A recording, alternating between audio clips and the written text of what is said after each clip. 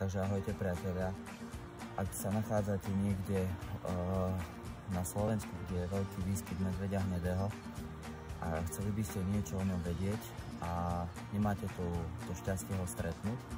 tak máte tu na potom, viete si odpozorovať vďaka stopám a vďaka medvediemu trusu, kde vlastne podľa trusu viete zistiť, kde sa vyskytuje, kde práve bol a čo práve žral.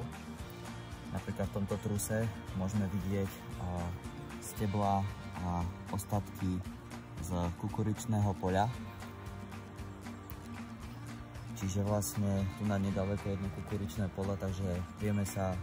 dovtipiť, že pravdepodobne išiel odtiaľ a kráčal takéto ďalej cez rieku Belu. V medveďom truse viete nájsť napríklad cez medvediu ruju aj ostatky z medvieďaťa, kde vlastne medvedí samec tak dostane samicu skorej do ruje, keď zabije jej mláďatá, zožerie ich a tým pádom sa medvedica skorej dostane do ruje, ako by sa inak dostala s malými medvediatmi.